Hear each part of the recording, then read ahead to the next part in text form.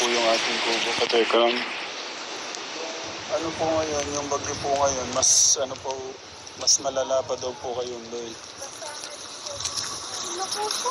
Kumusta si Bagnim, Kuya Albert? Dinala mo na pagkain kanina? Si Kuya Bagnim? Oh, Kuya Lito. Namiss kita. Ako? Inaalala kita. Ha?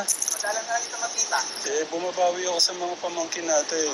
Akala ko kasi nakalimutan mo na kami din sa Promised Land. Hindi, alam ko naman nandyan ka. Ikaw naman. Alam ko naman nandun ako, pero ang alam ko para akong nakakalimot ka na. Hindi, ano ka ba naman? Okay lang. Inaalala kita yung ampalaya mo. Ay, na-update ako ni St. Mary kanina. Ganun.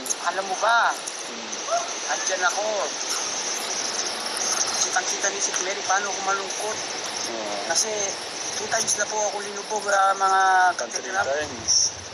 Oo, kaya buti naman. Itong ano na to, Buti naman. itong taon na to, Oo, pangalawa to. pangalawa na. Ang buti naman ngayon, sabi ko nga, buti, advance kami magtanim. Inisip ko kasi baka kamukha na last year, abutan kami ng lubog. Kaya yung ampalaya natin sa baba, medyo palaut na. Okay, sitik dito. Kung nagkataon, kategram, hindi mo na ako makikita. Bakit? Ewan ko. Kasi naalala ko, iwan ako ng ating sanit mo. Kasi kung wala na akong magbigay, puro, siyempre, ayoko naman na hiram ako ng hiram sa inyo mga kapatid ko. Tapos, lulubog na naman yung ampalaya. Siguro baka hindi nyo na ako makita. Saan ka pupunta? Ewan ko kung saan. Ano talaga yung Pero, alam na, salamat sa Diyos naman. Binigyan tayo ng malawak na isip.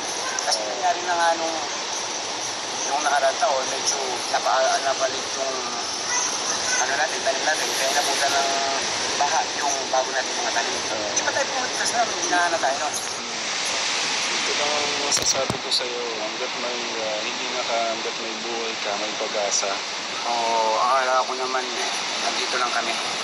Siyempre, nandito lang din kami. Yun ang yung pugot ko, alam ko nandiyan kayo, kaya si Tiklito, ginagawa naman ang lahat para may pundasyon na, alam mo ba yung gusto ko, sarili ko sikap ang, yung bang, sabi ng aking doktora, siyempre, iba yung, papakita natin talaga yung best natin mga daddy, na ginagawa natin lahat para